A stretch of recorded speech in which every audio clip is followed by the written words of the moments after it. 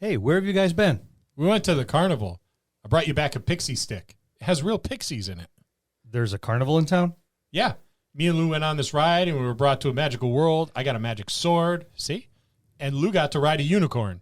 Wait a minute. I thought you only pure elven maidens could ride a unicorn. I'm pure.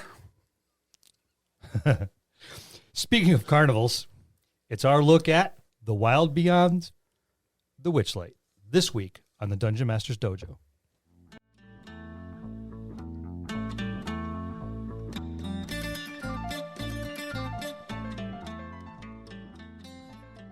Hello, and welcome to another episode of the Dungeon Master's Dojo podcast. This is a show for game masters and players alike.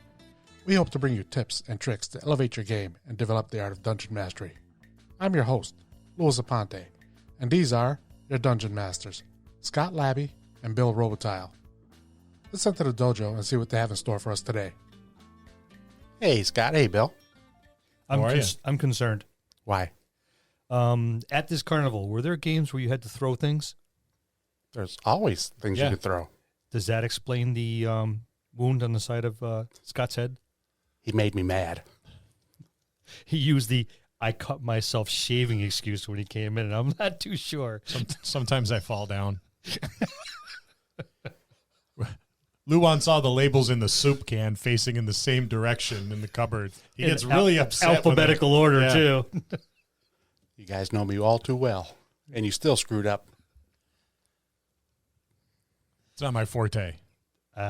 Being charming and likable is my forte, not organizing soup cans. Thank goodness you are charming. And likable.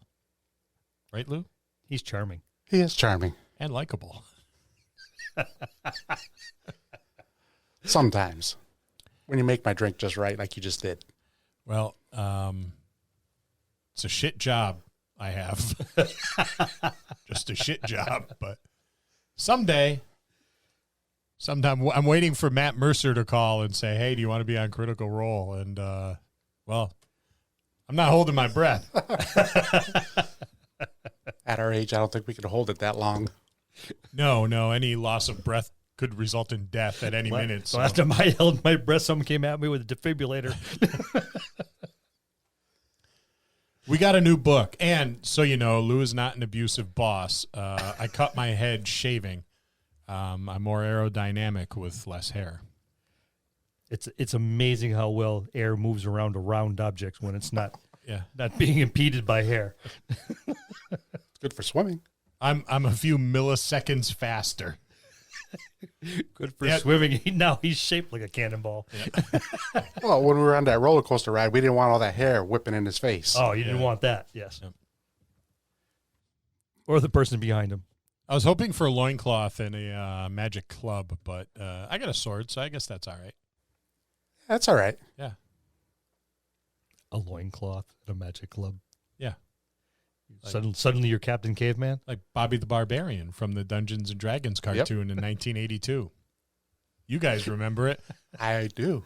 Nobody else under the age of 50 does, but... It's got to reference Captain Caveman. No one under 50 is going to remember that either. As portrayed by Tracy Morgan in the movie Scoob, which was phenomenal. Not just because Tracy Morgan was an outstanding Captain Caveman, but... That was a good cartoon. That was a really good movie. I encourage everybody to see it. We have a new book. Yes, that came out. We are back on the D&D publication treadmill. Yes, we are. We had a reprieve for 4 or 5 years, and then it just started coming hot and heavy, like it has since second edition. I think was second when it edition really was the big monster. Yeah. I think that's because of all the news they gave out this past weekend at the D&D Live event. Yeah, we're gonna bilk you for money as best we can because we know all you gamer nerds are gonna want every single book we put out. Yep. Whether you need it, want it, or even desire it, you're still gonna get it because it's part of the collection. Yep. And I'm upset about that. I'm not upset at Wizards of the Coast. I'm just upset that it's put in front of me, and I know I can't resist the urge to buy it. Not only do you buy a copy, you buy 2. Yes, and I deliver because Bill lives down the street from me, so I deliver on my way to work at the crack of dawn, right after I turn the sun on and wake the roosters up. Wait a minute. You deliver for Bill? Yeah. He likes me better. I don't throw things at him. Bill does not have Amazon Prime. We went through this. That's right. This debacle when we were, what was it? It wasn't Tasha's. Artificer. Artifice. Yeah. No, it was Tasha's. Yes, it was. It was Tasha's. It was Tasha's. Tasha's. Yeah, Bill got his book the day we were recording our first episode, and he was livid. So to mitigate, I was merely off-put. which magnifies the baseline crankiness by quite a bit. So it is something that I do not just for Bill, but for us. everybody. Yeah. Why, thank you for throwing yourself on the grenade like that. You got to do what you got to do. Selfless acts of heroism every day. I may have been a little perturbed at the fact that my book showed up. So We hadn't noticed. why don't we jump into it? What did you guys think about the book? I liked it. I like the fairy tale kind of vibe I get from it. You know what I like about it the most was, and again, there's probably not a lot of people out there that remember this movie, but do you remember it was actually a book by I think it was Ray Bradbury, Something This Wicked This Way Comes, Yes. and it was Yes. a movie in the 80s with, was it Max von Sydow was it the guy that, I barely remember my own name before 9 in the morning. You're asking me all these actors' names. well, it's after 9. He's talking about tomorrow morning. Oh, tomorrow. I'm talking about night. I'm only good between 9:05 and 9:16 when I go to bed. But the carnival in that movie is very, very reminiscent, or the carnival in this book is very reminiscent yes. of that movie and that book. And I like that a lot. I like the idea about like a traveling carnival that shows up every now and again, but there's something under the surface of it is more fantastic than what you may initially see. Right.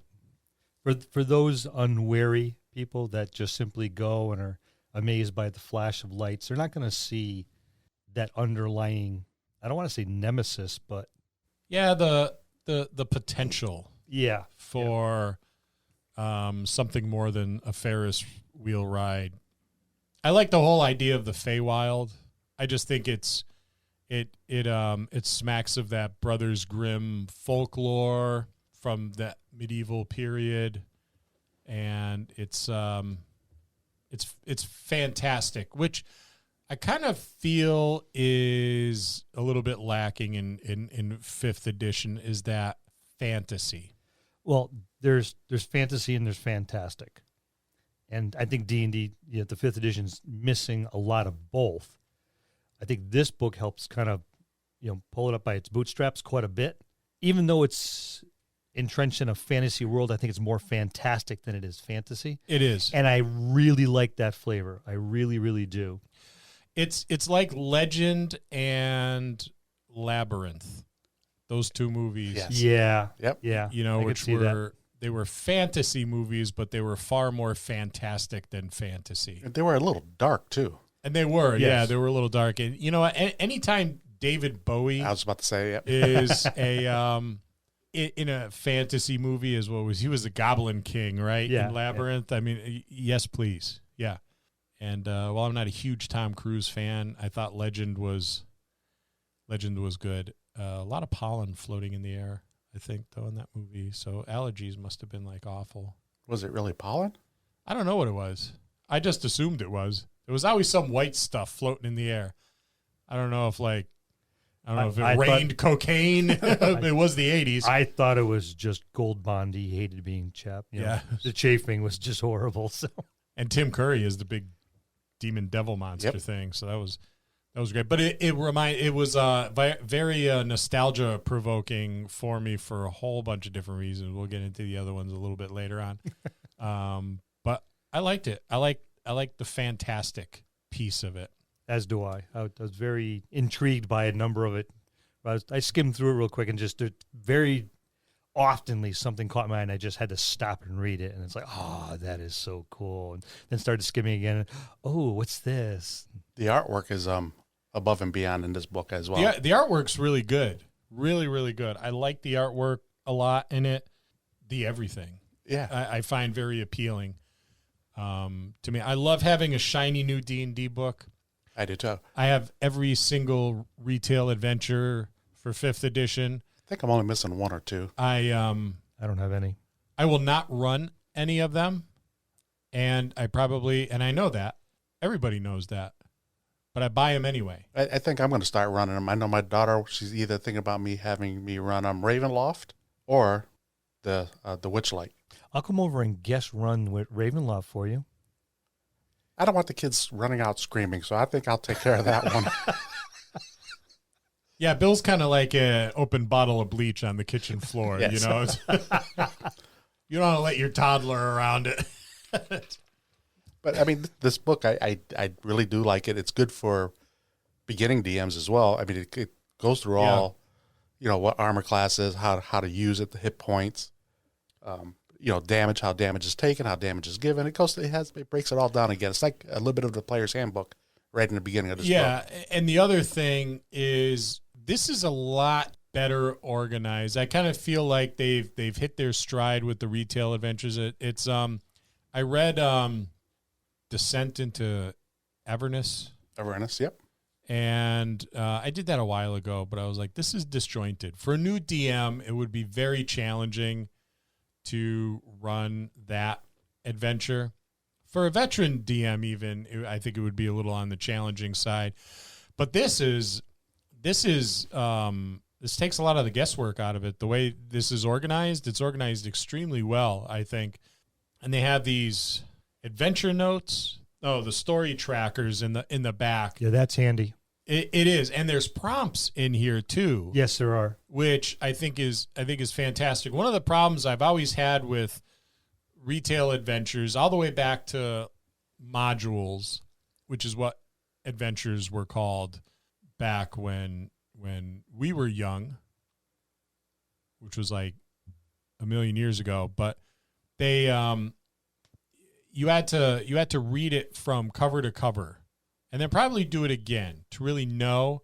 And then you had to prep for the game.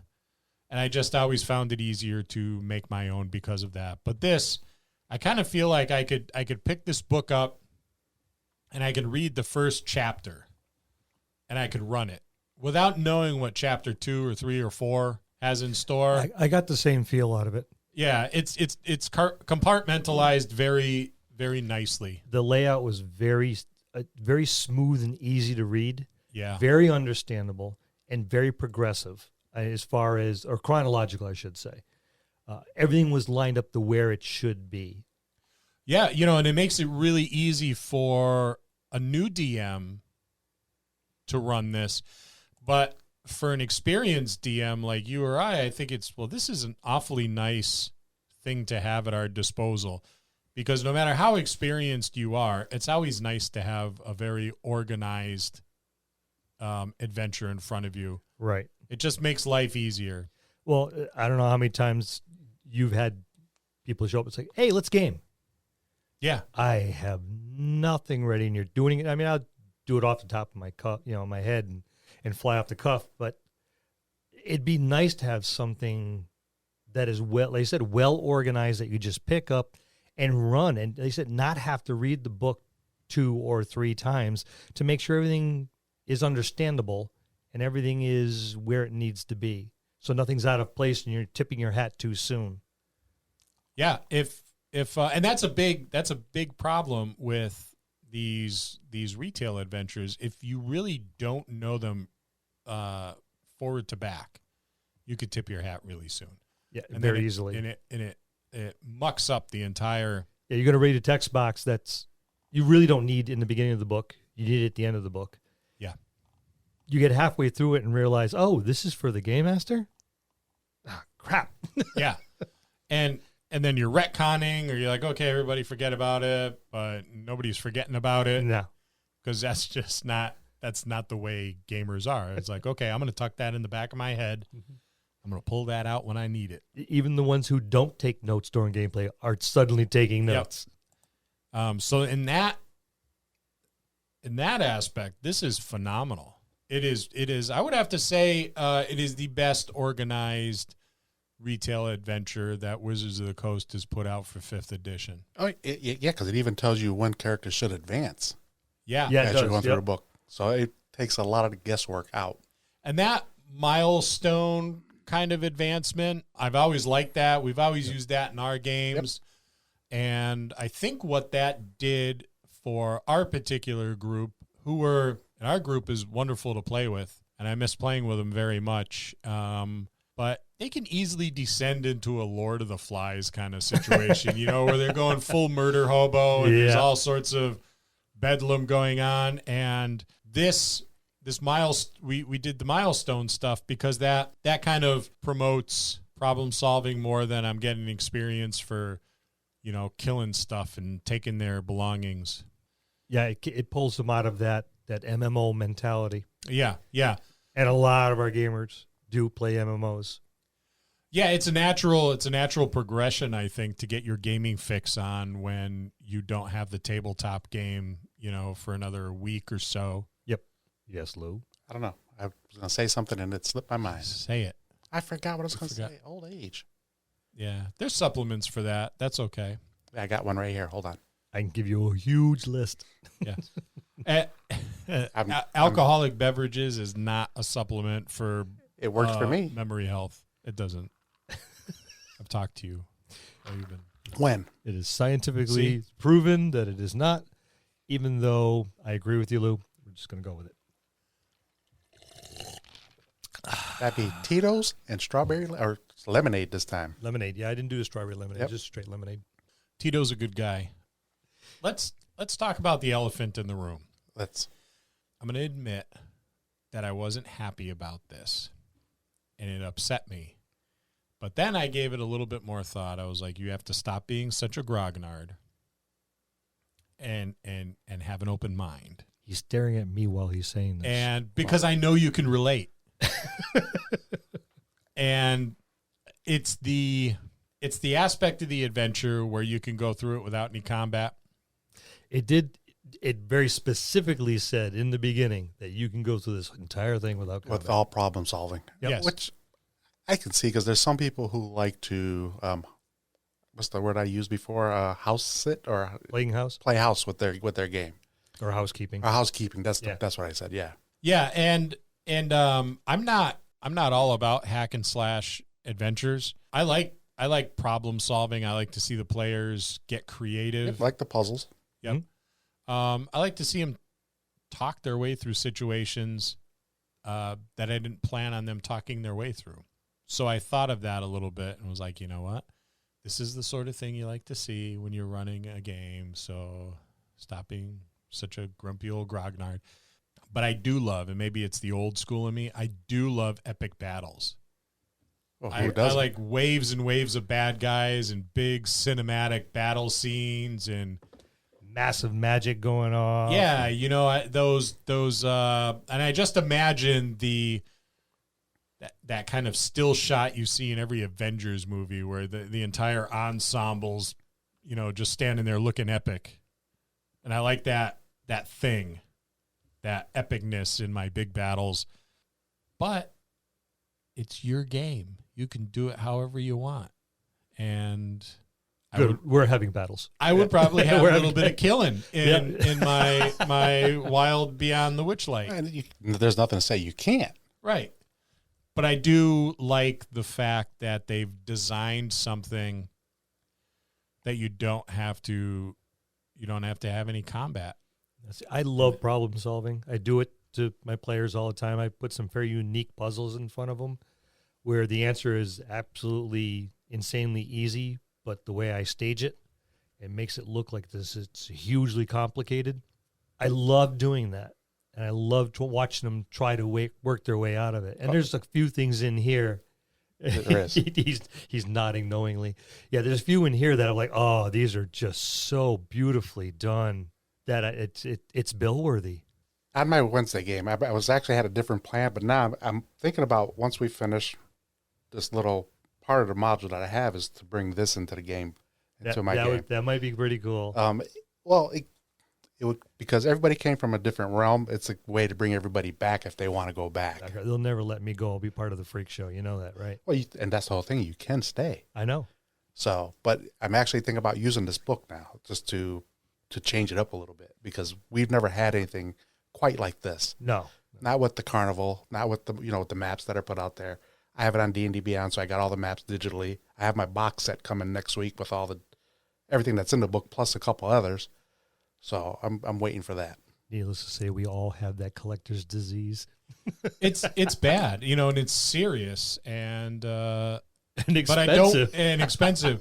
So buy us a lot of sakis. I think we have $90 worth of sake worth of books here in front of us, and we got it on D&D Beyond. And as we well. got it on D&D Beyond. So that's a lot of sakis. So feel free to sake us out of the poorhouse. Please.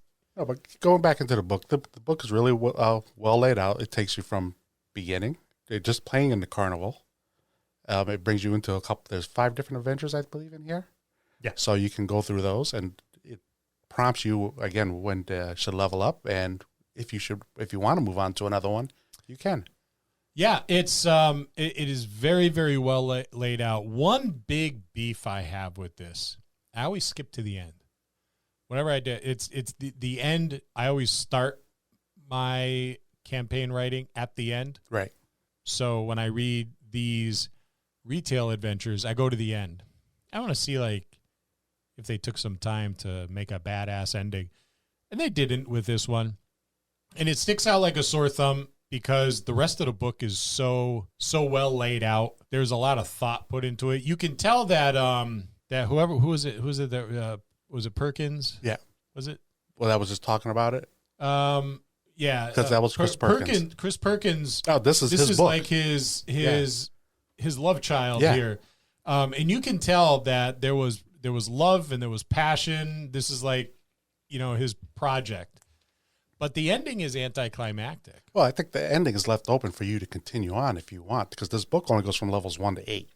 Yeah, so I'm wondering if we're going to get a continuation to this, much like we did with Tyranny of Dragons. We will, because I believe there's 2 characters or classes or races, I should say, that did not make it into the book. They did not, and I was a little disappointed. It was the Hobgoblin, right? And Owlfolk? And Owlfolk. Yep. How many licks does it take to get to the center of a Tootsie Roll Tootsie Pop? We won't know until the Owlfolk come in on whatever book we're looking for. How many people remember that commercial? Nobody under the age of 50. Look it up on the YouTube. They used to happen right after Schoolhouse Rock. I was just Saturday about morning. to say, right after Schoolhouse Rock, at least every half an hour. But while we're talking about races, why don't we talk about the 2 races that are in the book? I am so tickled with delight that I'll be able to play a fairy. And I'm glad you tickled with delight, because this is actually from the domain of delight. Yeah, I'm thrilled. It's something I have always wanted to do, so much so that we kind of put a fairy race in our own homebrew world. Yep. So I'm really thrilled about that, which is odd coming from a 6'4" man with a bleeding bald head. That, you know what, I really want to play a tiny person with gossamer wings and antennas. Well, but who doesn't? They're not tiny; they're small. They're small, yeah. They're hobbit-sized-ish. Yep. I mean, or halfling, I should say. You can make yourself tiny. You could. I want to play the rabbit. I do too. That looks cool. Yeah, flashbacks to Watership Down on steroids. Or Winnie the Pooh. Yeah. I just like the name, the Harengon. They move so fast they're here and then they're gone. Exactly. Yep. And then they put the hair in there too. I'm not a big fan of anthropomorphized animals in my D&D game, but I think they have their place. Yep. And this is a good place for them. I would limit players playing one of these races in my regular campaign outside of the Feywild. I wouldn't want there to be like a lot of them. You go into a town and you see a bunch of these herringons or fairies or whatever. Well, it's bad enough you got to deal with a half a dozen tabaxi. Right. And the turtles. And the turtles. Yeah. And the kenkus. And the kenkus. And the aarakocras. And the aarakocras. There's a lot of anthropomorphized animals, but I don't care for them too much. I think they're cool, but they're not really my bag as far as like a regular high fantasy game goes. Well, that's the anime input. Yeah, and that's that's just my opinion. It's your game. If you want to have nothing but anthropomorphized animals, knock yourself out. Go for it. If you want to have them be commonplace and not so uncommon, it's your campaign. Go for it. Just in mine, I'm like, it's not really my thing. I would keep them to the Feywild myself. Yeah, and we have a fairy race that lives in cities, particularly in our world. Yes. And they're somewhat commonplace, but the other animal folk, they were rabbit folk a long time ago, weren't they? Yeah, actually, Third, yeah. fourth. I don't know if they somewhere were around as there. I don't early as, remember where. second, but Well, they were, but they were in the Cardatur. oh yeah, there you go, that's yep. right. Yep. Cardatur. That's I haven't seen that since second edition either. Very cool book. Awesome classes in there. Some of them have made their way into fifth edition. None of the races have yet, I don't think, though. Just the classes. What about the map? Did you guys look at the map? I didn't want to ruin my map. I didn't take it out of the book. There's a smaller version, a couple of pages earlier. Oh, yeah, I saw that one. Like I said, I'm waiting for my box set to come in. So I can, Then you can destroy one or the other. yeah, exactly. They dropped a huge nostalgia bomb on me, and I was there's so many in this delighted. book, It was yeah. a Oh, yeah, it's lot. all through there. But It was a in the lot. map, I think is the biggest one for a lot of people. The big one for people our age who grew up with, we used to have this wonderful thing. Every Saturday growing up was a holiday. It was a special occasion because it was the first day off after school. You were probably up late playing D&D with your buddies the night before, and then you wake up, and it was Saturday morning cartoons, and it was from like 6 in the morning Like noon. till Oh, noon. no, at 5 in the morning, you can watch David and Goliath. David and that's Goliath, right. yeah. 5 o'clock, It but sounds like a cool cartoon. It's not, but it sounded cool. Yeah, we had Thundar the Barbarian, Yep. Black Star, Looney Tunes, Space Ghost. Space Ghost. Ghost, yeah, Herculoids. Herbie the Love Bug. Yeah, there was Tarzan and the Caveman. Lone Ranger, Captain Caveman, Grape Ape. That's Grape right. Ape. Yep. yeah, Scooby Doo. Scooby Doo, and the Dungeons and Dragons cartoon. Yes. That was everybody's favorite, I think. That was probably, it was up there with Thundar the Barbarian for me. It was before Thunder, but that was number one for me. It was, yeah, I think it was a little bit, it was not too much before, but I think we got like 2 or 3 seasons of the Dungeons and Dragons cartoon, and it never really ended. There's like a wrap-up episode online that someone did a really, really good job at Really? clipping out different scenes. I think I saw it. Oh, okay. And it's pretty good. It's pretty good. But in the beginning, there's a bunch of kids that go to this carnival and they get on this ride, the Dungeons and Dragons ride, and they ride the little cart thing through this big dragon's mouth, and poof, now they're in this D&D world, and there's this little bald man called the Dungeon Master, and they all get like weapons and stuff, and they find a unicorn, and then there's the big bad and Tiamat, and they go on all these adventures. So on the carnival map, there's a ride that has a big dragon's head with its open mouth, just like the one in the cartoon. Thank you very much, Wizards of the Coast. I appreciate that very much. That brought me right back to my childhood, what I could remember of it, because I'm getting old. But that was a wonderful, wonderful, wonderful thing to see, and made me smile. I was very, very happy. Open your map, Lou. Just do it. Look at it. Then you But can throw it in a frame. I'll wait for the one in the Look box at set to the come in. Nostalgia bomb. It's going to be good. I'll find it right now on D&D Beyond. And I love that they put maps in these books that you can like take out and stuff Yeah. like Yeah, that. that's where they have the story tracker in there and a few other Yeah. things. I love the maps because Eberron gave us a map. Yeah, they did. But I like this map because it's representative of an actual. It's like a carnival. It looks just like Yeah, the layout is done. old-timey carnival map. Yeah, the ones that would roll into town every now and again. Yeah, from the early 1900s. I mean, but even if because we have the Big E here in West Springfield. Yes. Way back, I do too. But way back when I was little, I remember going there. You used to be able to get these little maps that would show you the whole place. Yeah. Yep. And it reminds me of that. Yeah, you get them at zoos and stuff too. Really, really well done. Honestly, I don't think there's really anything I dislike about this at all. No.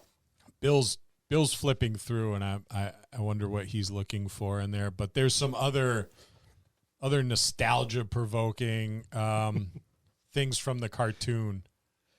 Quite a few. Yeah. Well, there's Easter eggs all over the place in this thing. It is. All And over the it's place. Not necessarily just from the cartoon, but from gaming out in general. yeah, the just the monsters. There's Yeah. how many monsters made their way into 5th edition in this book that we played with back as early as 1st edition. Yeah. Like the red cap, Yep. the quicklings, those are all one, maybe definitely two. And these magic items.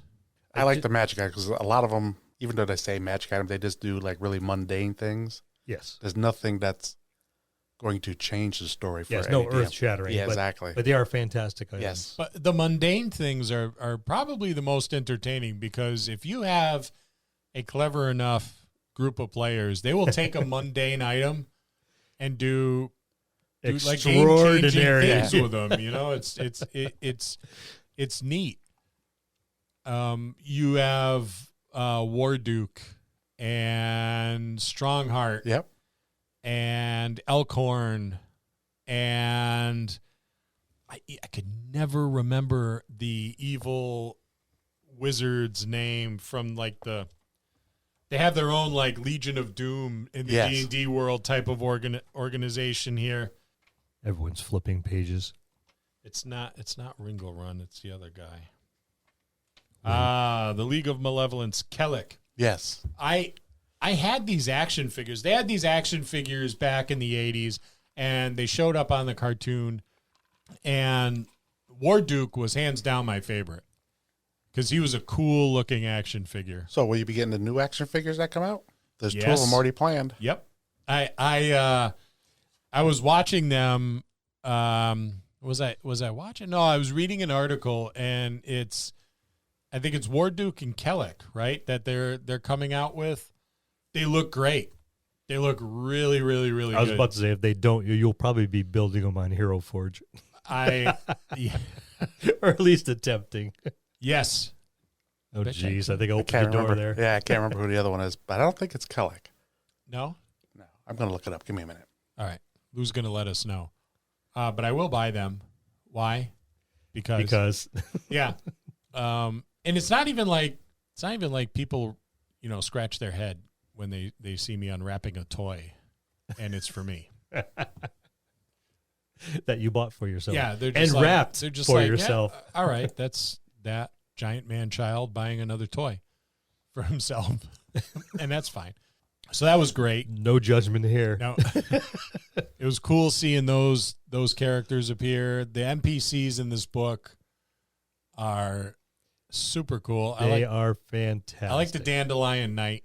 That actually would. I spun it. Went. Oh, that is awesome. Yeah, and you were talking about, was it Thaco? Thaco, one of the guards. What's Thaco, Bill? Tell the kids. Tell the kids what Thaco is. Again, just in case we may pick up new people. Thaco is an acronym. It stands for To Hit Armor Class 0. So the O is actually a 0. Is a 0. That's what we used to call it. That was our special gamer cant. Yeah. Right? Thieves had thieves cant. Druids had their own language back then. Yeah, in the hallway at school, you'd see one of the jocks go by. Gee, I wonder what his Thaco is. Yeah. The gamers knew. Yeah. They all knew. So that's what it was. Back then there was a lot of backwards and forwards math. But the NPCs are great. There's some tips on role playing them. The artwork on these NPCs is It's absolutely fantastic. beautiful. I would have to say it's probably the best artwork I've seen out of 5th edition so far. And not to say that any of the other artwork is shabby, because it certainly isn't. It just doesn't remind you of any particular actor dancing around. That was a little disappointing. You didn't find anybody you could relate to, huh? Yeah. No, I couldn't find anybody. They were just simply too fantastic. I was hoping, maybe It's Grimsword. Grimsword. Okay. That's all right. I'll buy him too. They brought the Jabberwocky back. Yes. Jabberwock. Jabberwock, yeah. The Snicker Snack. The great sword. Snicker snack, yeah.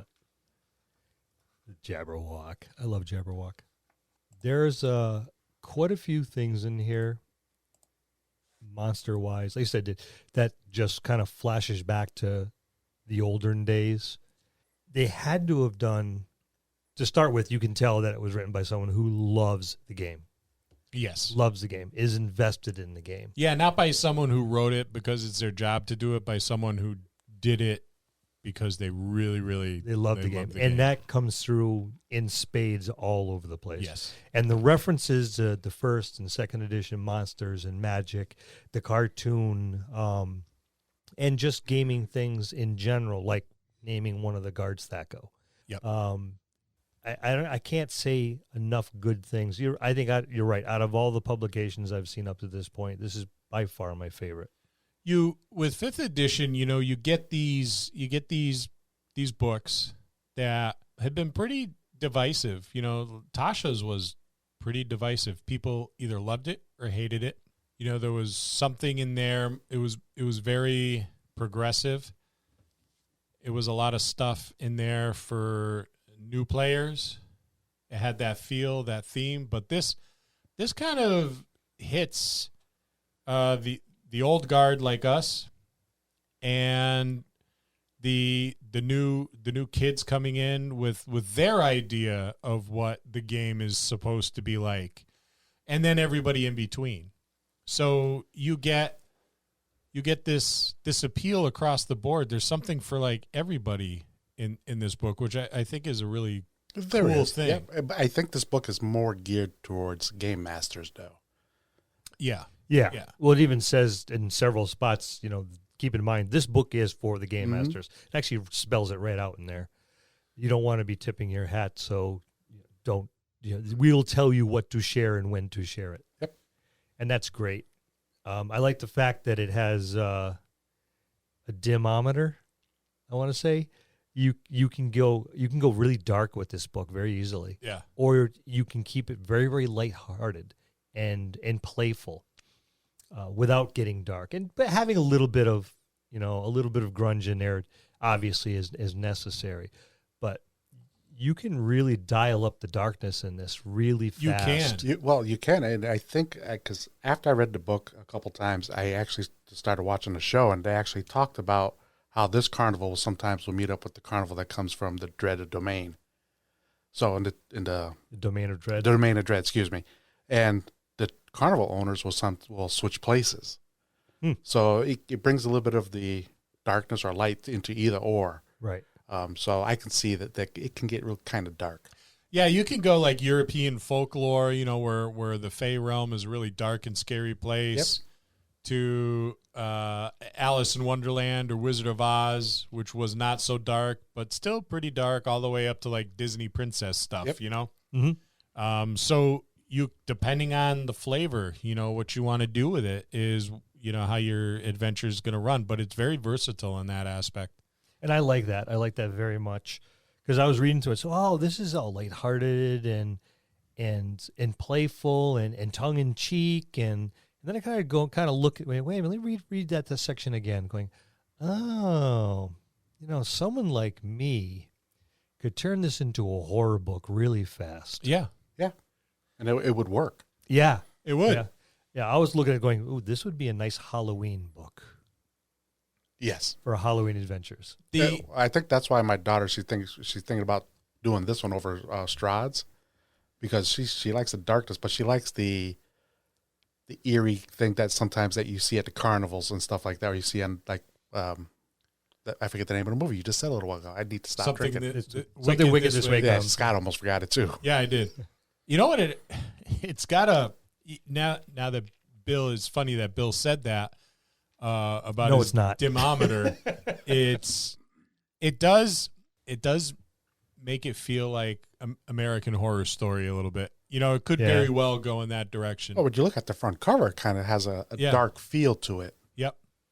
When you first just glance at the cover. Yeah, yeah. Even Mr. Light even has this maniacal looking kind of grin, laughter going. So, and Mr. Witch in the background just kind of sullen in the dark, staring back at you. So it does have the flavor there. It's like, yay, a carnival. And then you look at it a little more closer going, oh, a carnival. Yay, a carnival. The more and more I look at these books and get together with you guys and talk about these books, the more and more I want to play the game. Join us on Wednesday. I don't have time to join you on Wednesday because you have a to-do list for me that is ever growing. Round 2. So I don't know. We should get together and play one of these times and record it. I don't know if people would be interested in hearing a bunch of old farts play D&D, but Well, they can let us know. they could. Well, if you'd be interested in listening to 3 old farts play Game Masters. With other old people, because that's Please. all we know. By all means, send us an email. Let us know. Go to our webpage. Go to the comment section. Let us know. Do you want to hear us play D&D? Also, there's Facebook. And Twitter. And Instagram. Is that it? There's another one, right? There may be. Oh, yeah. Oh, my God. I can't. LinkedIn. LinkedIn, yes. We're on all your favorite social platforms. Just let us know. Yeah, we'll turn it into a game for you guys. I think we could whip something up somewheres. And that's our look into the Wild Beyond the Witchlight. See you next time in the dojo. That's going to conclude this episode. Thanks for tuning in and listening.